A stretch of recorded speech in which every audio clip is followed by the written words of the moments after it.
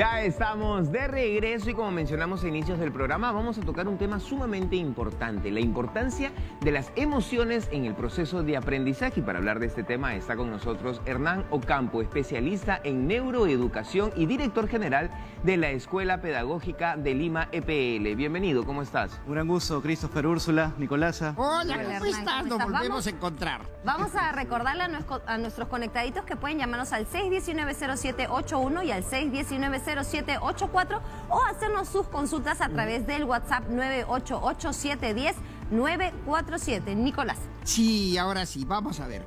¿Qué tan atrasada, qué tan antigua, qué tan mandada a recoger de la educación, que es de la época de piedra, y cómo hacemos para cambiar esa mentalidad en nuestro país? No, porque la actualidad, la educación es diferente. Sí, totalmente de acuerdo. Hay una, más que evolución, una involución en el proceso de enseñanza-aprendizaje. Y es porque justamente no se ha descubierto o redescubierto la importancia de las emociones en el proceso de aprendizaje. Hay un autor importantísimo en España, español, neurocientífico, que dice: sin emociones no hay aprendizaje. Y es una sentencia dura y clara, ¿no? Así es. ¿Por qué? Porque los procesos, como bien lo mencionas, Nicolasa, educativos aburren. Los estudiantes van a las clases y al final terminan agotados, desanimados, desmotivados, aburridos. No retienen nada. Total. No retienen nada porque no retienen nada. O sea, no captan Nada la de atención nada. de los Total. estudiantes. Y eso se debe mucho, perdóname, Nicolasa, a la gran importancia del rol del maestro. El maestro que no genera emoción, que no genera vínculo, que no motiva, es justamente el maestro que lleva por el camino no adecuado. Ahora, justo, Hernán, que tú que mencionas esto, que lo has mencionado tan claro y tan real, tan dolorosamente real, pero es que nosotros vemos en la vida cómo evoluciona absolutamente todo. En los últimos 50, 60 años, los cambios han sido brutales, pero sin embargo, la educación no ha ni siquiera mejorado un poco. Nada. Como tú dijiste, la educación no solamente en nuestro país, en el mundo, ha involucionado. Ahora, esto es algo, sobre esto nosotros como padres no podemos hacer absolutamente nada porque no podemos cambiar un sistema. Lamentablemente tenemos que regirnos al sistema por más que no querramos, en mi caso. Pero, ¿cuál es la labor de nosotros como padre para que esto no sea realmente algo importante en la vida y nosotros podamos ayudar a nuestros hijos a controlar sus emociones y que estas emociones sean favorables para su aprendizaje? ¿Qué debemos hacer? Lo primero que considero importante, tú bien lo has mencionado, Christopher, si vemos los sistemas, por ejemplo, el transporte, ¿cómo ha cambiado? Antes la carreta, ahora tener trenes balas y demás. El sistema financiero, antes las grandes colas que se hacían, ahora podemos pagar hasta con el celular, ya, etcétera. Los teléfonos, pues. Los mismos teléfonos teléfonos también, mismos, todos los sistemas de comunicaciones. Entonces, ¿qué sucede ahí? Cuando el docente realmente en un sistema educativo como los que generan un gran impacto a nivel mundial y tienen los mejores resultados con pruebas PISA, por ejemplo, han hecho posible que el maestro tenga una revalorización en su profesión y en su vocación, ha hecho posible que efectivamente tengamos ahí. Ahora, ¿cómo podemos llevarlo a la práctica? Lo primero que hay que hacer es trabajar en conjunto. Muchas veces todavía se concibe la división en la comunidad educativa. Los padres de familia solo vinculados con los estudiantes y en lo que compete a los estudiantes. Pero sabemos que tienen que intervenir positivamente en un diálogo adecuado con los tutores, con los coordinadores, con los directores. Y todos ellos gestar el cambio generando nuevas metodologías. Como algo tan sencillo. Se habla mucho del aprendizaje basado en juegos, que es algo que lo hemos dejado y que pensamos que solamente debería generarse en inicial. Y funciona en los muy más bien. pequeñitos. Y funciona hasta en los más grandes. Claro. Sistemas educativos, experiencias en Europa, donde por ejemplo utilizan el escape room en secundaria, cómo motiva a los estudiantes, cómo los emociona y cómo genera un aprendizaje que al final es significativo e integrado. Mira, justo hablábamos nosotros la vez pasada sobre los juegos, los videojuegos, que hay todo un mito, que hacen daño, que enferman a los niños, pero sin embargo, me escribió una persona, un seguidor mío, y me contó el caso de su hijo. Y resulta que su hijo tenía muchísimos problemas para sociabilizar en el colegio, terribles.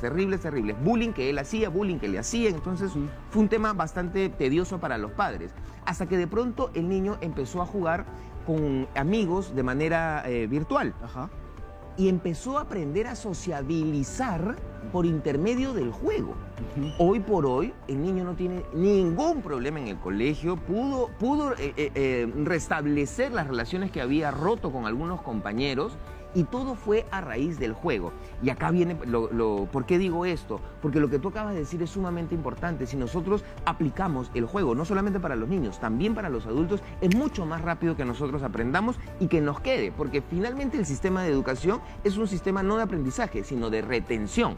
Correcto. Entonces, si queremos que los niños retengan, démosle las vías para que ellos lo puedan hacer de manera correcta. Yo creo que el gran peligro es cuando extrapolamos todo. Tú bien lo has mencionado, ¿no? La tecnología, y nos genera miedo la tecnología. ¿Es buena o no es mala? Hace poco han aprobado una ley de prohibición de celulares. Un debate que se hará en otro momento. La gran respuesta, creo yo, nos la da la filosofía clásica y la sabiduría filosófica. Decía Aristóteles, en el punto medio está la virtud, ¿no? Y es algo que viene durante los muchos siglos. El punto medio aristotélico. En el punto medio aristotélico. Muy bien, Nicolás. En el punto medio está la virtud. ¿Qué significa? Que mientras no nos vayamos a los extremos de decir todo tiene que ser tecnológico o nada tiene que ser tecnológico, puede suceder lo que tú bien mencionas. Experiencias que les puedan ayudar a justamente estudiantes a generar otras competencias que de repente ellos no les ayuda, como por ejemplo el desarrollo de las habilidades socioemocionales. Y aquí añado algo más. ¿Qué nos dice la neuroeducación? Que el cerebro es único. ¿Y qué sucede? Que nosotros seguimos formando en masa. A todos por igual. A todos por igual. Y todos somos las distintos. pruebas estandarizadas. Sí. Y todos somos diferentes. Entonces, ¿qué debemos hacer? Una personalización del aprendizaje. Y justamente estas metodologías, el ABJ, el uso adecuado de la tecnología, el trabajar con retos cortos, prácticos, que ayuden justamente a que el estudiante sea el protagonista, es una clave importante. Dime una cosita, ¿cómo hace, por ejemplo, esto acaba dirigido a los profesores, a los nuevos que están estudiando educación y que quieren el sistema antiguo de todas maneras? Nosotros tenemos que generar memoria permanente y no temporal, porque por ejemplo estudias 11 años en el colegio y en 6 meses te capacitan para entrar a la universidad. Entonces, ¿qué hiciste los 11 años? Entonces, ¿cómo hacemos que de acá, ¿cómo se llama?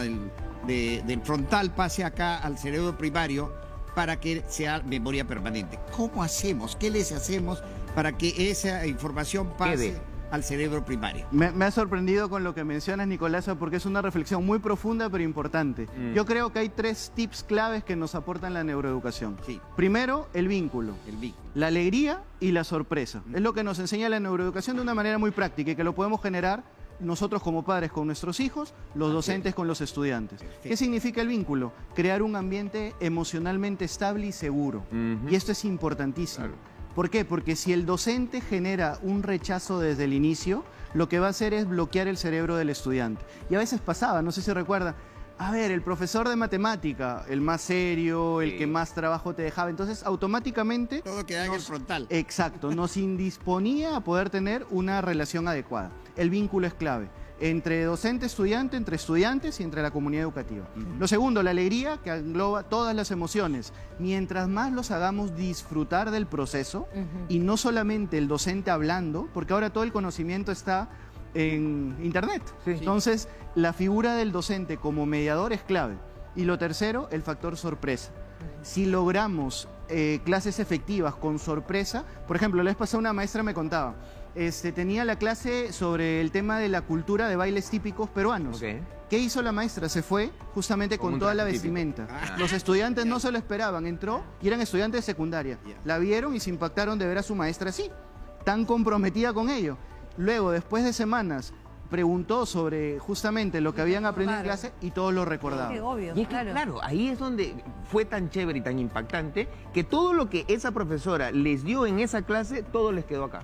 Claro, Y eso sí es algo que, por ejemplo, yo me di cuenta, lamentablemente lo que yo aprendí en el colegio nunca lo retuve y tampoco me sirvió de mucho. Las cosas que yo puedo saber ahorita sobre historia, sobre geografía, son cosas que yo aprendí después del colegio por curioso, porque a mí me encanta aprender cosas, pero también cómo las aprendí, justamente con el juego, con la parte lúdica, comparando de repente alguna película con algún libro, que cuentan a veces cosas completamente distintas, pero hablan de lo mismo, y de esa manera puede entrar mucho más fácil la información, porque además en los colegios dan muchísima información en 8 horas. Correcto. Y es saturante. O sea, yo lo veo en mis hijas y además también digo, ¿para qué? Si finalmente lo van a recordar para dar el examen y de acá dentro de un año y medio No se acuerdan sí, de nada. se van a olvidar. Hernán, ¿y dónde crees que está la falla de este sistema educativo? Que no están dando herramientas a los profesores para actualizarlos, en que los mismos profesores ya no tienen las ganas de actualizarse y prefieren seguir con el método tradicional, que simplemente hablo y el chibolo tiene que aprenderse de paporreta y no le enseño a pensar, no le enseño a tener razón, lógica, a Ser cuestionar, crítico. porque Crítico, además hay la mayoría, diría yo, de profesores que no le gusta que sus alumnos cuestionen las cosas. Terrible. ¿No? es Entonces, esto. seguimos en esta educación en que todos somos soldaditos en masa y no pienses. Y también hay el tema de que en los salones hay muchos niños con TDA, ¿no? Que se distraen y ya, tiene TDA, hay que medicarlo, apártenlo, esto es diferente. Y además no puedes sacarlo del aula si no tienes que integrarlo, pero el profesor pues no tiene las herramientas, no le da la gana porque es mucha chamba. Correcto. También, ¿no? Entonces, ¿dónde está la falla? ¿De dónde viene? Humildemente creo que son dos caminos importantes. Uno de ellos, justo le mencionaba Nicolás antes, en la formación de pregrado. ¿Cómo formamos a los maestros? Actualmente, el sistema nuestro, ¿cómo forma a los futuros maestros en las carreras de 5 años? Tanto pedagógicas como universitarias. Los formamos con una metodología tradicional. Entonces, ¿cómo queremos que luego vayan a la cancha, entre comillas? Claro. ¿Qué van a llevar? Lo que han aprendido. El docente como protagonista, el docente transmitiendo conocimiento y no justamente experiencias formativas. Entonces, un primer aspecto es ir a esa raíz. Replantear el cambio del proceso formativo, políticas públicas adecuadas, que se incorpore la neuroeducación en el proceso formativo, porque es cómo podemos ser más efectivos en ello. Y el segundo es la actualización.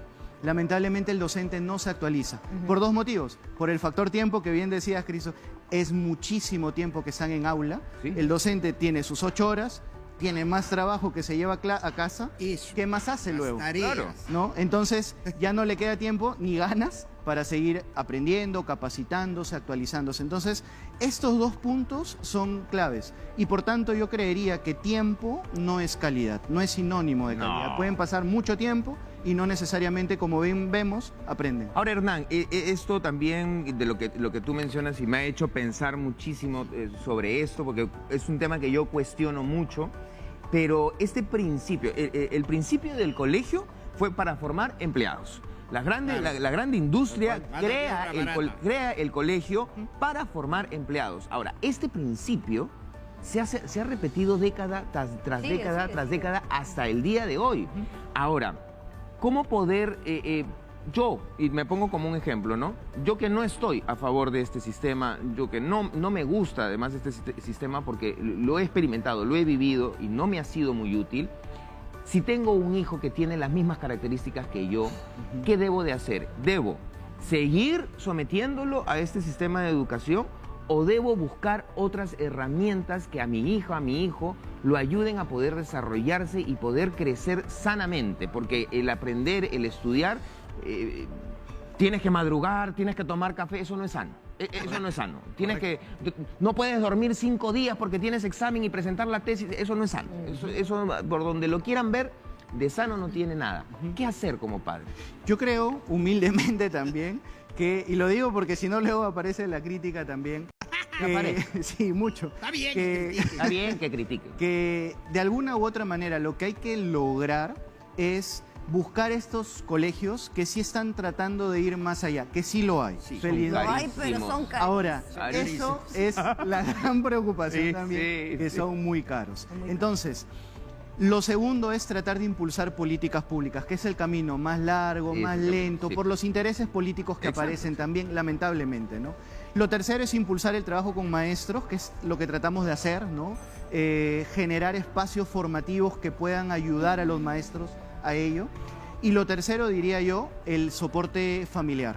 Esa estructura familiar es básica, porque lo que no encuentran en el colegio lo pueden encontrar en el hogar. Por ejemplo, la vez pasada me contaba una familia que lo que está implementando es jugar Monopolio todas las semanas para enseñarles educación financiera. Claro. Wow. Entonces era una de las cosas que digo, oye, qué maravilloso, porque comparten en familia, generan una unión mayor, Claro. y están aprendiendo. Claro. Entonces lo que no encuentran en el colegio, y se emocionan porque los mismos hijos quieren que llegue el día del monopolio familiar. Claro. Y les van enseñando y tenemos que hacer eso.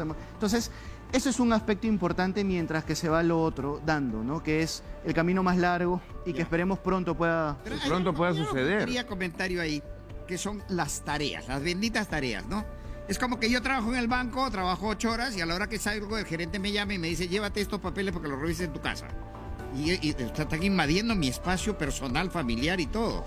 Yo creo que las tareas se deben hacer durante el horario escolar. Totalmente de Y el acuerdo. profesor debe revisar eso en el horario escolar. Totalmente. El pobre profesor se queda horas extras que nadie se las paga, revisando las tareas. El niño va a la casa y en lugar de jugar, disfrutar, hacer lo que le dé la gana, está haciendo tareas. Y de ahí se tiene que dormir, levantarse para ir al colegio el día siguiente. Y es un estrés Entonces terrible, estamos Nico. invadiendo, ¿no? Porque dividimos el día en 3 partes, ¿no? 8 horas para dormir, 8 horas para el colegio y 8 horas para disfrutar de la vida. Pero estamos invadiendo esas 8 horas personales para que él juegue. ¿Cuándo se va a acabar ese problema con las tareas? Ay, Y con el tiempo de los niños y de los profesores. Correcto. Nicolás, y hay un ejemplo muy práctico que puede ayudarles también, que nos puede ayudar a entender esto de mejor manera. ¿Qué sucede en el supuesto que estamos en el aula? Estamos en una clase de matemática, el profesor está explicando la parte de los principios matemáticos correspondientes al tema, y por ahí un estudiante en un momento se despistó, se distrajo y no siguió el hilo conductor de lo que Ajá. tenía que aprender. Y por tanto no generó aprendizaje ahí. ¿Qué puede dar? ¿Por qué? Porque los periodos atencionales ahora son mínimos. En un adolescente está entre los 15 a 17 minutos según las últimas investigaciones. Entonces es nada. Y las clases duran 45 o 90 minutos. Va a pasar que llega a casa, le han dejado 50 ejercicios para practicar. Sí. Por gusto. Mamá, papá, no sé qué hacer, no entiendo. Mamá, papá van a tratar de ayudarle, no entienden. Ajá. Van a contratar un profesor particular. Sí. ¿Qué sucede? El camino más óptimo es que lo hagan en casa porque es ejercicio práctico, que lo hagan en clase, perdón, Claro, porque es en el ejercicio salón. práctico, Claro. con En el horario. acompañamiento del docente. Y que no entendí, profesor, disculpe, ¿cómo era esto que explicó? te explique. Y el aprendizaje mucho más personalizado. Totalmente Entonces, de acuerdo. Ese es el Creo que camino te podía ideal. del banco, ¿no? Yo trabajo 8 horas en el banco y el gerente quiere que me lleve a revisar en mi casa las cuentas. ¿Estás loco, pues? Tranquila, Nico, tranquila. No te preocupes. Tenemos una consulta de WhatsApp. A ver, vamos a verla, leerla. Ahí Dice, está. Julia. Julia dice, mi hijo está acostumbrado a sacar buenas notas. Cuando no logra su objetivo, se deprime. ¿Cómo lidio con esta situación? Es una muy buena pregunta. Porque es Y muy recurrente, además. Sí, y es por qué, porque aparece también en muchos momentos la familia que desde un nivel mucho más de perfeccionismo quiere lo mejor y la insistencia al hijo es logra lo mejor, tienes que Ser mejor. ser el mejor. Sí. Entonces, la carga que tiene emocionalmente el estudiante es muy fuerte. Y aparece la frustración y aparece el estrés. Lo que hay que generar justamente es este cambio en el camino de evaluación. Un cambio hacia la evaluación más formativa y no solo sumativa como la teníamos y que al parecer se está queriendo retroceder Sí, también en ello. sí. Y que entonces es como que bueno. Entonces, lo que hay que ahí generar es que primero la familia tiene que dar ese soporte, que no siente el hijo que la presión viene primero de papá, mamá. Porque por lo general es eso, no quiero defraudar a papá, mamá, porque tienen sus expectativas altas en mí y tengo que seguir siendo el mejor. Y eso es un diálogo importante a nivel familiar que se tiene que dar. Ya. Lo segundo es el docente. Si el docente está constantemente felicitando solo a los que logran los mejores resultados, Eso. entonces, ¿por qué? Porque el aprendizaje es distinto. Cada niño va a su propio ritmo. Y fíjate, Hernán, que lo que tú dices que es importante porque estamos rodeados de mentiras, ¿no? ¿Cuál? Y la mentira de que tienes que ser el mejor, eso no existe. Nadie es mejor que nadie. Correcto. Ni peor que nadie, además, también. Esa es una mentira que a nosotros nos hace una llaga. La otra mentira es que el colegio te tiene que educar porque es tu familia. No, el colegio es una empresa, es un negocio. Los que te tienen que educar son tus padres. El colegio lo que te tiene es que enseñar. no educar. Esos conceptos los tenemos completamente movidos y le damos responsabilidades a gente que ni la tiene ni la sabe hacer, porque el colegio no te puede educar, el colegio está para enseñarnos. Correcto. Y esta serie de mentiras, de mitos que existen alrededor, son los mitos que además nos han hecho mucho daño durante décadas. ¿Cómo poder sacar estos nudos? ¿Cómo poder deslindarse de estas taras que finalmente se convierten en taras, ¿no? Ahí viene un trabajo muy fuerte. Sí, y que la evidencia científica respalda y ayuda. Ah, claro. Porque No lo lo digo mismo hace con estos mitos que están claramente marcados en el proceso de aprendizaje. Hay un montón de los que se denominan neuromitos, que son falsas creencias de cómo funciona y aprende el cerebro. Entonces, por ejemplo, todavía hay docentes, cuando voy a capacitaciones y demás, que me encuentro que siguen formando o siguen programando sus clases en función de los famosos estilos de aprendizaje. Que eso ya, ¿por qué es? Porque sabemos que el cerebro es multisensorial y demás. Entonces, y que así hacen las clases. Entonces uno dice, si esto le llega al estudiante, imaginemos justamente la traba en el proceso pedagógico. Entonces, la evidencia científica ayuda justamente a ir desmitificando todo lo que tú bien mencionas, como todo lo demás que tenemos a nivel de mitos. Hernán, tenemos otro mensajito que nos han escrito en WhatsApp. Vamos a leerlo, por favor. A ver. Dice Samantha. Mi hija se pone muy nerviosa cuando entra en exámenes. ¿Cómo puedo ayudarla a superar eso? Los famosos exámenes. Uy. Mira, También eso le pasa a mi en hija. algunos países ya desarrollados en la educación, los exámenes recién le toman a los niños a partir de los 14 años. Exacto. Pero aquí se lo toman en inicial. ¿Cómo es posible? ¿No? Sí. Y con los colegios o escuelas que ya no se llaman así por norma y por prohibición, preuniversitarios, que tomaban evaluación al inicio del día, a la mitad del día y al final del día, y tenías a los estudiantes destrozados con un estrés. Uy. Aquí algo que sí quisiera mencionar es que el estrés no es bueno ni malo. Exacto. Ese es un punto importante, porque a veces decimos estrés como algo negativo. Exacto. En el punto medio no va a haber problema, porque el estrés incluso en los procesos de aprendizaje en dosis adecuada ayuda a activar circuitos cerebrales importantes. Entonces, por ejemplo, en el aprendizaje basado en retos, con retos cortos y rápidos, le generamos estrés, pero un estrés a la medida y adecuada en el proceso formativo. Los exámenes y las evaluaciones siguen siendo formas tradicionales de saber y de alguna manera validar lo que están aprendiendo, pero hay otras más, como por ejemplo que presenten proyectos que van haciendo a lo largo del año y que es mucho más rico para evidenciar el aprendizaje que un examen que simplemente te está midiendo la parte más conceptual, teórica, ¿no? De Memoria conocimiento. temporal también ahí. Oye, Hernán, de verdad que esta conversación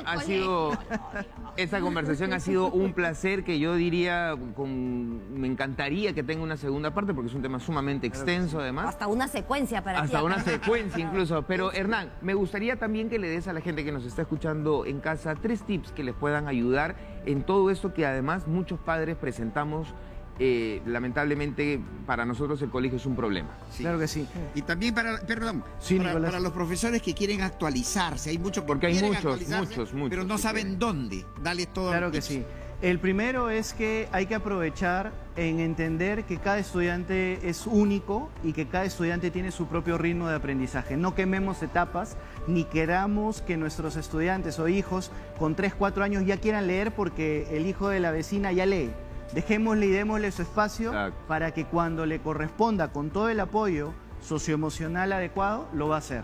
Lo segundo, la importancia de que los docentes se estén constantemente capacitando. No dejen ni pierdan la oportunidad. Y aquí quiero hacer llegar un regalo, aprovechando también de ustedes, del programa Más Conectados, de dar becas a todos los maestros en un diplomado de neuroeducación. ¡Wow! Totalmente gratuito, todos los maestros que quieran, que participan en este diplomado que inicia la otra semana. Es un diplomado sincrónico, virtual. Participan especialistas de la Universidad de Barcelona, de España. Son 3 meses de formación intensiva, totalmente becados para que puedan aprovechar. ¿Universitarios también? Sí, universitarios también pueden participar, que están en proceso de formación. Y Hernán, rapidito antes que me gane el tiempo, ¿dónde se pueden poner en contacto a la gente? Toda la información en la Escuela Pedagógica de Lima, en nuestras redes sociales, CPL, la página web es www.pedagogicadelima.edu.p, pero gracias a ustedes hacemos llegar para todos ellos, para que se puedan formar. Ahí está. Hernán, Gracias. un placer. Muchísimas A ustedes. gracias por estar con nosotros esta mañana y conversar con algo que es tan necesario y tan nutritivo que ha sido esta conversación contigo. Continuamos con el programa, pero antes nos vamos a ir a una pausita y regresamos. Ya sabes todo lo que tenemos para ti el día de hoy.